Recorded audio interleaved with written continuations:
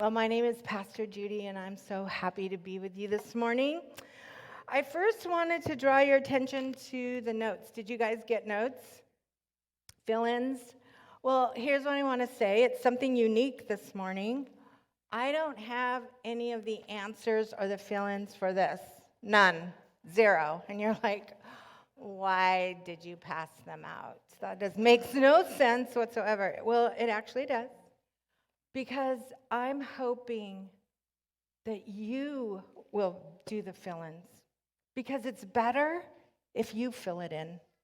And I have a little suggestion that during the week, you might call up a friend and go through these questions with them and talk about it. So anyway, that's it. Living in the L. This is the first part of a 4-part series highlighting the 4 L's in the River's core values. And if you know them, if you know the 4 L's, will you say them with me? Love, lift, lead, and live. Well, I'm kicking it off with love. Today, earlier, you heard from my former boss. Who's here today? Pastors Rob and Janet Haddam. Yes! When I worked with them, we fondly called Pastor Rob PR. You know what that stands for, right? PR? Pretty rad. That's what he thought it was for his name, but we said he was pretty rad.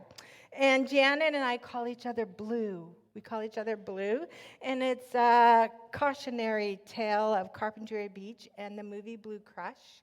So if you would like to know how we came to get our names, you can ask her. It's a really fun story. Anyway, the credit to Living in the L, the title and the series go to Pastor Rob and Janet, who taught these series many years ago.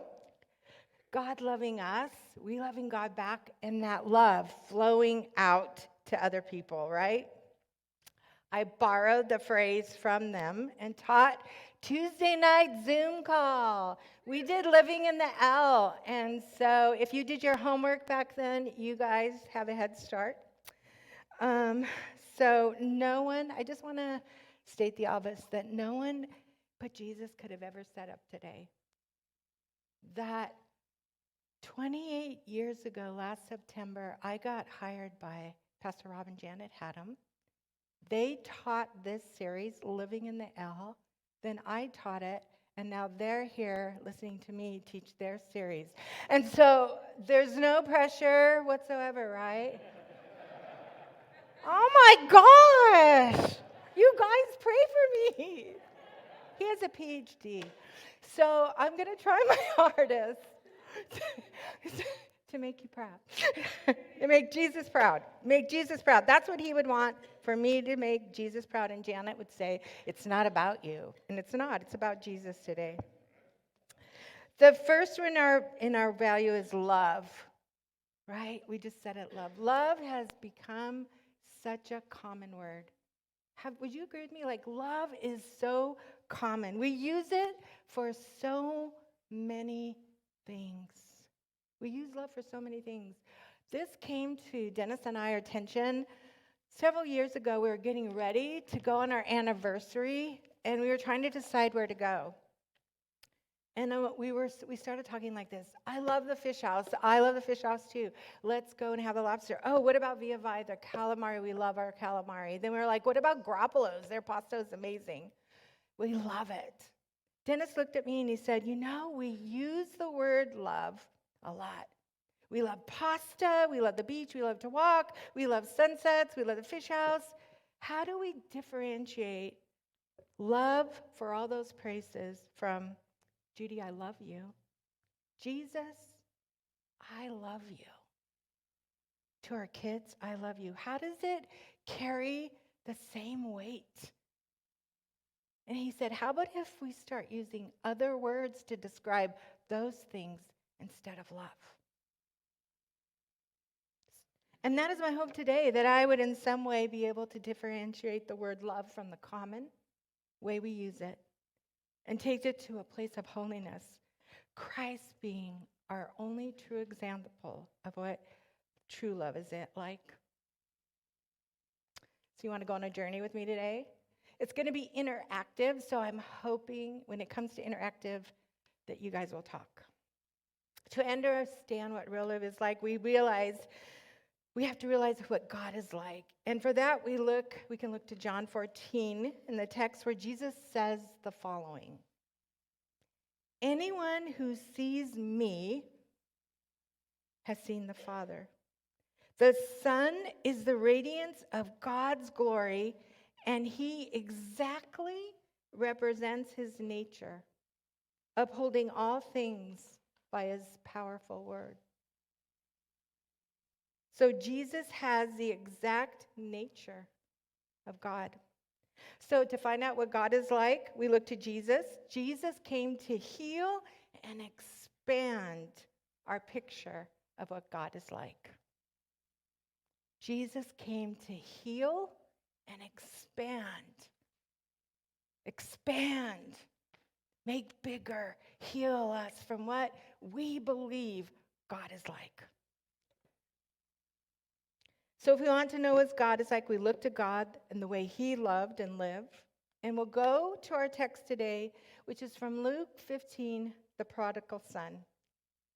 This is a passage that some of us may find really super familiar, and perhaps even use the word common. Still, I'm asking you today, a favor to me. Would you not look at it from the standpoint of a prodigal that you have been praying for? Would you not look there? Would you not go there? But rather, let it be personal today. When we read the text, we must fully commit. We take the scene in completely. We put ourselves in the scene, asking ourselves, who am I in the scene? What part do I play? What word or phrase is pulling me in? So today I'm asking that you would let the text take you deeper than it ever has before, and let it challenge you. The Bible is meant to challenge us, our thinking. So you can ask yourself, some of the characters is a father, there's a son, there's an older brother, there's servants, there's onlookers, probably neighbors.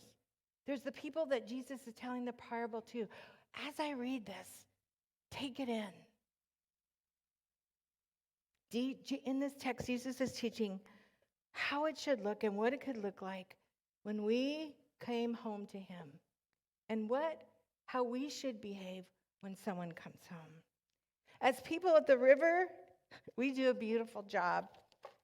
But how many of you would love to grow in your welcome and in your love for people? Grow in your welcome and your love, and allow the Lord today to expand and heal the way we look at him. So Luke 15, 1 through 2. And then we're going to skip down to 11:31. Now the tax collectors and sinners were all gathering around to hear Jesus. But the Pharisees and the teachers of the law muttered, "This man welcomes sinners and eats with them." The audacity. Imagine that. Now, to Jesus, that was a compliment, because welcoming sinners home and eating with them is why he came. That's who he loved eating and hanging out with the most. And that should be something that they would say of us, right? That's who we're having to dinner. Anyway, Jesus doesn't really answer them or respond. He does that a lot. He doesn't answer or respond. Instead, he starts telling parables. I love it. When somebody asks me something, maybe I'll just start telling them parables. And he starts telling parables about a lost sheep, a lost coin, and a lost son. But we're going to focus today on the lost son. And there's so many aspects we could take on about the prodigal. I mean, we could just do a 6-week series, but I'm just going to focus on one aspect of it today. The parable of the lost son. Jesus continued, there was a man who had 2 sons. The younger one said to the father, Father, give me your share of the estate. So he divided his property between them. And not long after, the younger son got together all he had and he set off for a distant country. How many of you have ever been to a distant country? And there he squandered his wealth in wild living. I've never done wild living. I can't lie today, but I have. After he had spent everything, there was a severe famine in the whole country, and he began to be in need. So he went and he hired himself out to a citizen of the country who sent him to the fields to feed pigs. That wouldn't be my first choice. He longed to fill his stomach with the pods that the pigs are eating, but no one gave him anything. And then he came to his senses. How many of you have ever come to your senses before?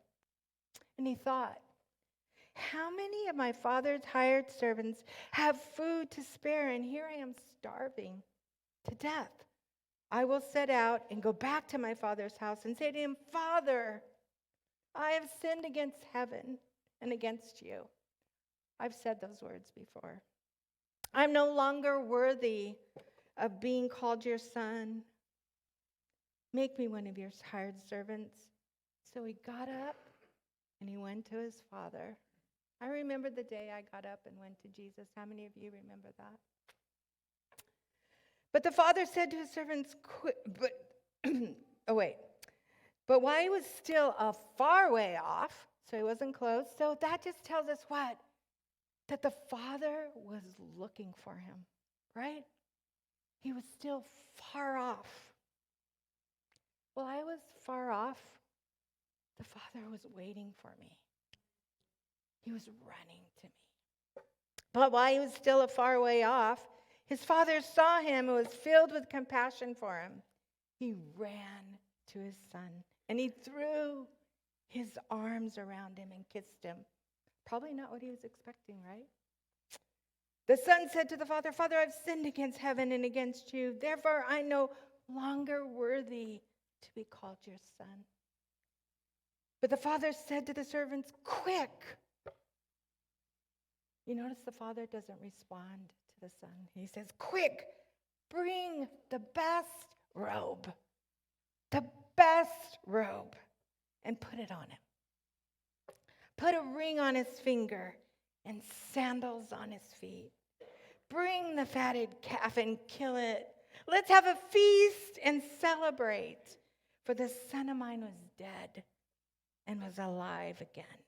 He was lost and he's found. How many of you are found? I'm still rejoicing in that. So they began to celebrate.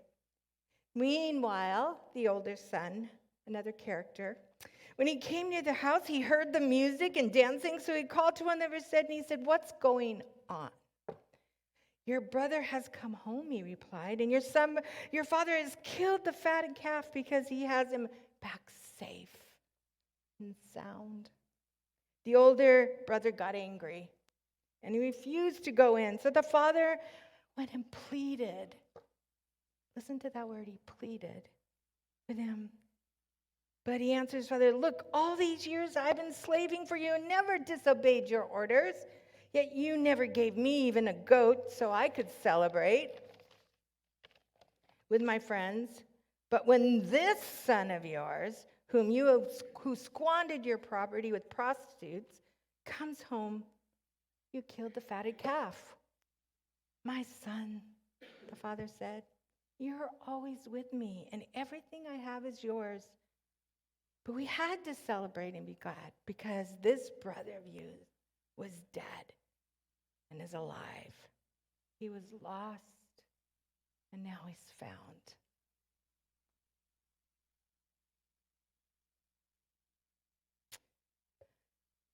So here's where it gets a little interactive, and I need your help. So the son's coming home, right? He came to his senses. What might the journey have been like for this son coming home? What might have been going through his mind as he's made his way home? What do you guys think? What do you think he's thinking? What, Lori? Fear of rejection, that's probably very true. Guilt, shame. What else? Wondered if he'd be yeah. All those emotions, right? He's walking home. He's like, I wonder if they're going to receive me. I wonder what it's going to be like. All those things you just said, or you're probably feeling all of those things. Now the scene changes, right? Now the son sees the father. But he sees something amazing. His father's running with his arms open. And it says, tears coming down the street. What do you think he's feeling now? Relief. Yes. Acceptance. Yes, forgiven. You guys should be teaching this. Tuesday night.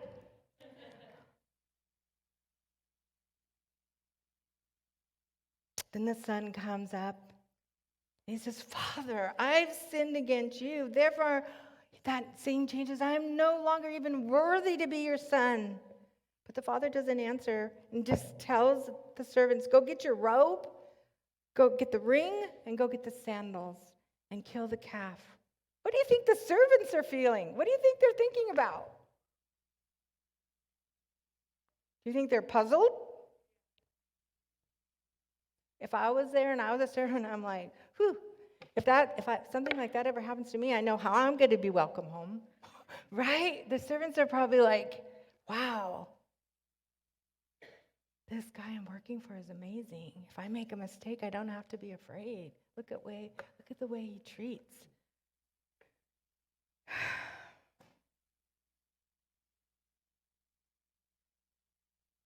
Imagine the preparations now that are being made for this party. Can you imagine it?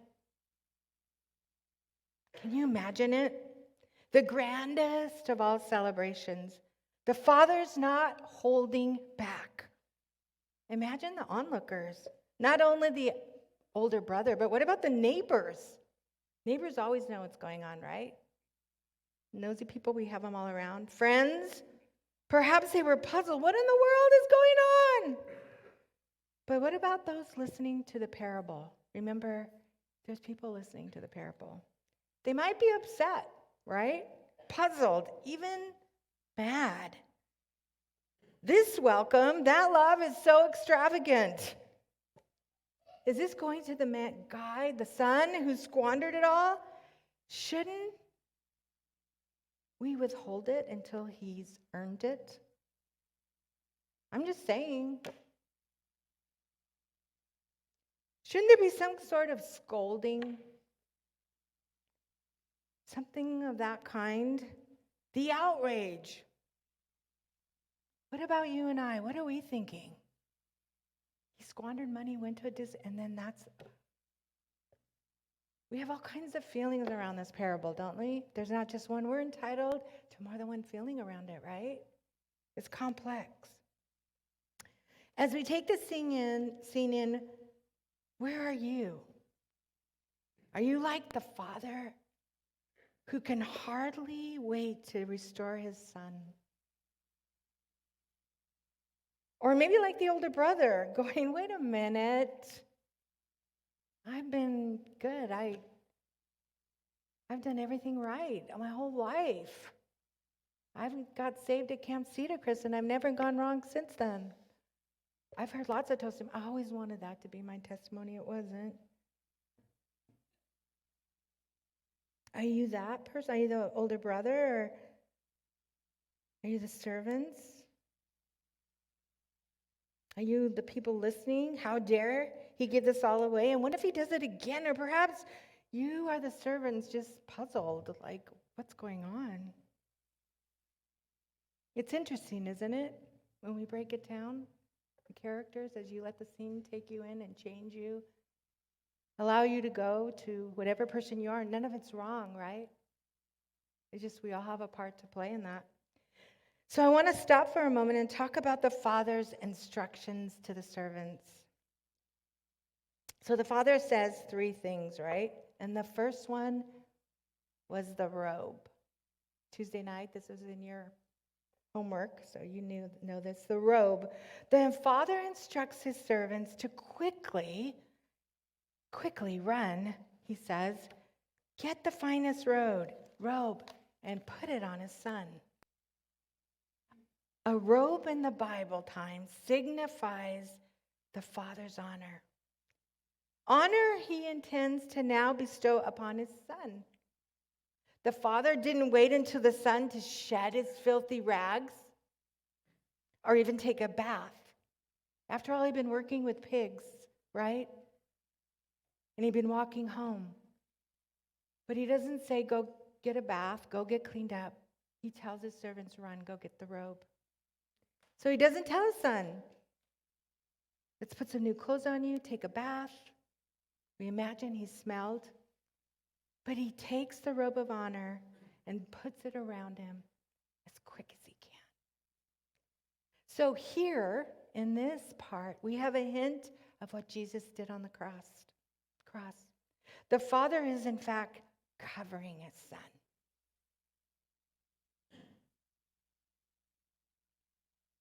Who enjoys it when someone covers you? Covers you. The best one to do it is him. So here is a hint what Jesus did on the cross. He's covering himself from any embarrassment, nakedness, or shame he may feel in front of the family or onlookers. It's wonderful to have a father like that, right? Secondly, the ring. The ring was put on his hand. Long ago, presenting a ring to someone was a sign of great affection and also a symbol of being placed in the office of authority. It was a sign of wealth and dignity. This father is doing this by giving his returning son, repentant son, to stand with the father's total power and authority.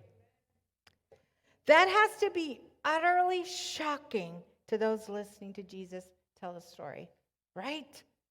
It has to be shocking. The crowd remembers how the son squandered the inheritance. As with a robe, we need to observe that the son can't put the ring on his finger himself, right?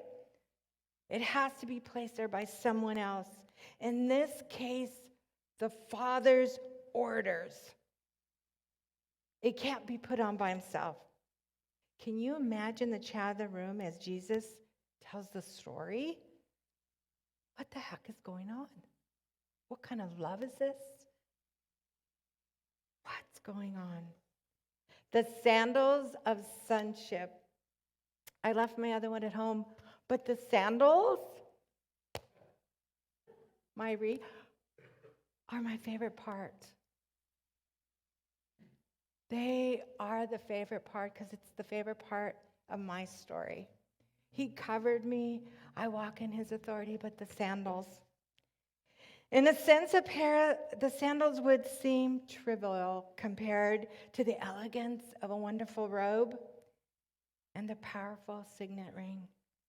Still, in this symbolic sense, the sandals actually are the best part for me. You get to choose what the best part is for you, but the sandals are the best part for me. Even more than the robe and the ring. In biblical times, slaves and servants went barefoot. In the master's house, why sons wear sandals.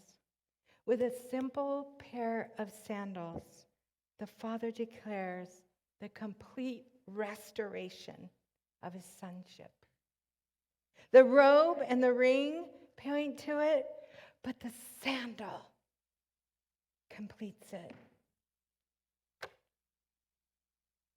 I don't know about you, but I've been enslaved to things before in my life. And when I started studying out the symbolic meaning of when he said to run, put the sandals, that you're no longer enslaved, that you are now a daughter. Run quick. There's a reason for everything in the Bible. The robe first to cover his embarrassment and shame, a ring to give him back his authority, and having sandals placed on the returning shoeless son, restoring him back into the family.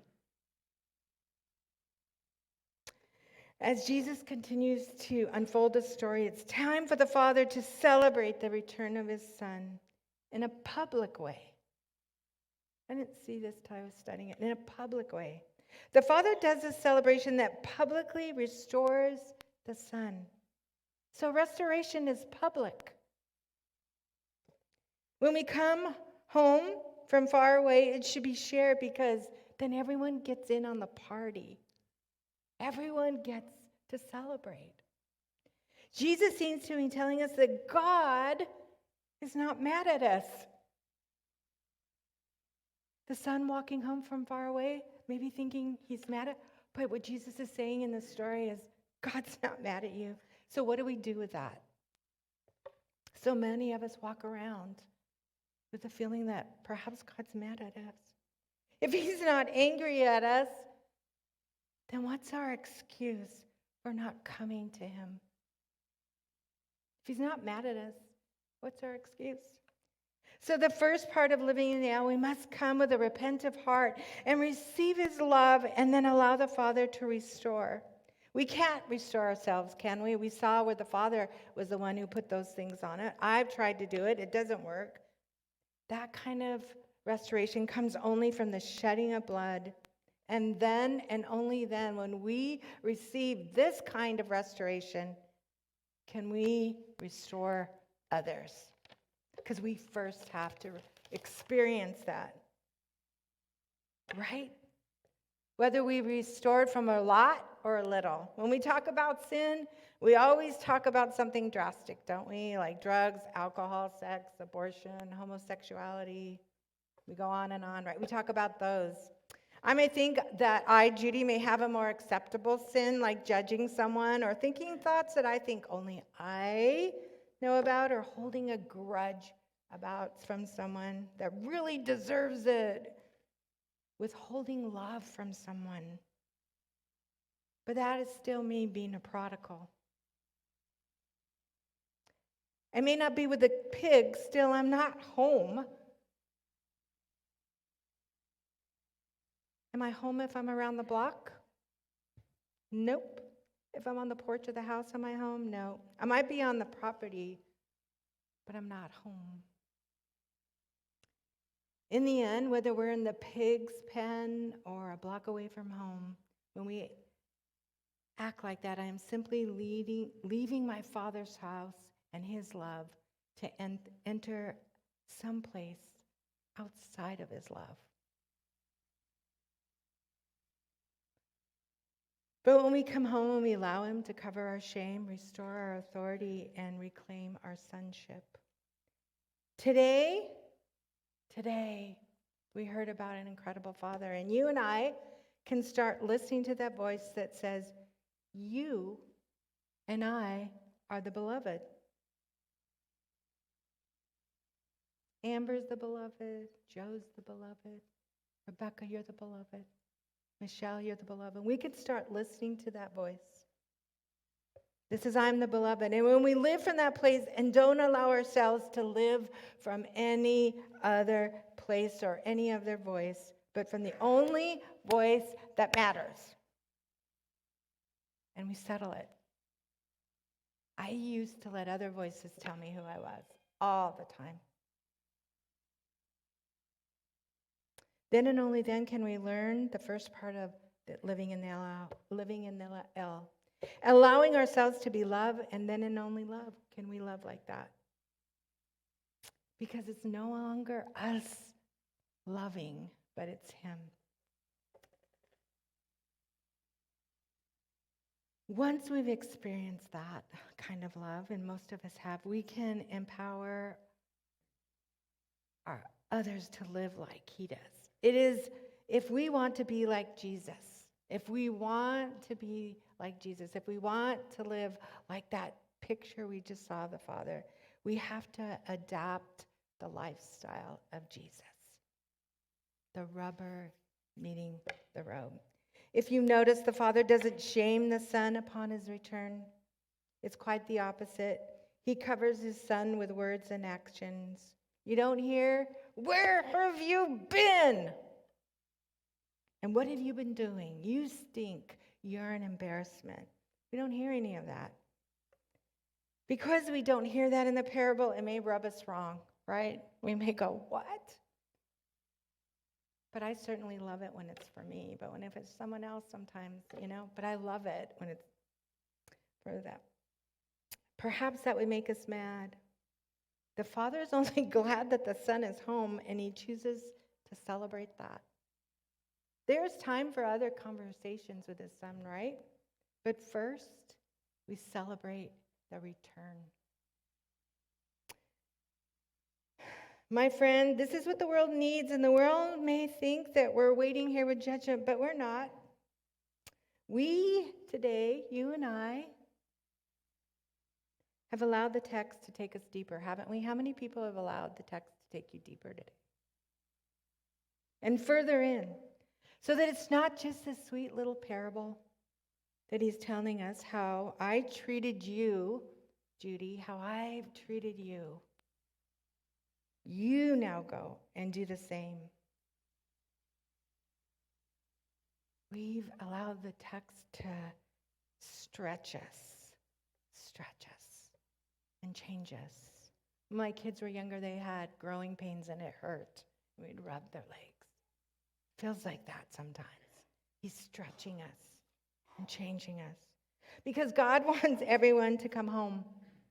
He wants everyone to come home. Everyone we don't want to come home to him, that we're upset with, he wants them to come home. And we should keep looking for them like the Father looked for the Son. And we should be preparing for the homecoming, right? Preparing for the homecoming, which would include everyone. Everyone gets to come home from, I don't know what, everyone from the transgender, from the Republican to the Democrat, to the pro-choice, to the immigrant, to the mangled, to the addicted, to the suicidal, to the blind, to people like me. People like me. People like me got welcome home. All we need to do is get ready for them to come. And when they come to the door of the river or your work, we rejoice that we were counted safe to love them with real love. It's that kind of love that picked me up out of the pig pen. There's no reason in the world, no logical reason in the world that I should be here today, that I should be standing here with you. No reason except for God. Dennis and I marvel all the time. We marvel several times a week. We're like, wow. We were in the pig pen for sure. But for the love of God, and that I said yes. I give up. You're right. You are right. I was wrong, Jesus. I am lovable. And I will allow you to love me and forgive me. Heal me, cover my shame, give me your authority, and deliver me from the things that I was enslaved to. Yes, 1,000 times yes. Now send me to those who need a welcome like you have welcomed me. I don't know where you are today. I don't know if you've been fighting with God and saying, not me, I'm not lovable. I don't know if there's someone that you need to welcome home or have been, I don't know where you're at. I don't know where you were in the story.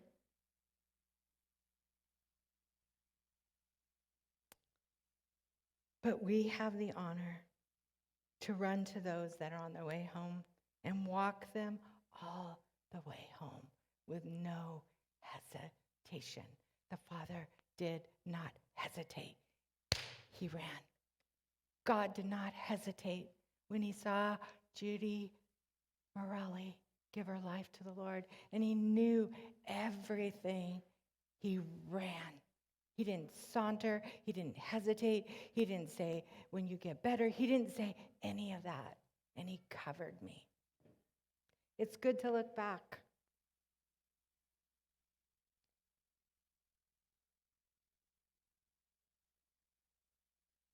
I've shared this survey before, but I wanted to share it again today because I thought it's important. There was a survey that was done. And when they surveyed people and they said, what are your needs? And they surveyed and they said that having a place of belonging and welcome was more important to them than food and shelter. Having a place of belonging and welcome is over food and shelter. That's really saying something about how desperate the world is for love.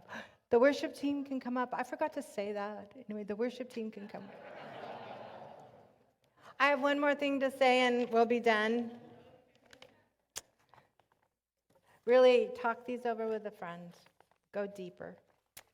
I work for the Family Emergency Shelter, and we have ladies coming in from all kinds of ways, different places, really hopeless, terrible situation that I can't divulge. And they're looking for shelter. And I have the very, very, very great honor of working with the lovely Cynthia Long. And she is responsible for helping set up the home for someone who doesn't have a home and he has children. And I just got to tell you, she is the best at welcoming people coming from a long way off. She doesn't care where they've been, what they've done, what their story is. She will work until late in the night to make sure there's a couch, there's a bed, there's internet, on and on and on. And the first lady that we came in, she made a wreath, a welcome wreath. And the house was perfect. So that when they came from a long way off and they walked in that door, there was a sense of welcome and belonging and of love. And that's how we should be, right? Like Cynthia. I don't care where you're from or what happened to you. What I want to do is make sure you feel welcomed. Thank you for spending time with me today. I've loved being with you. Let's go love.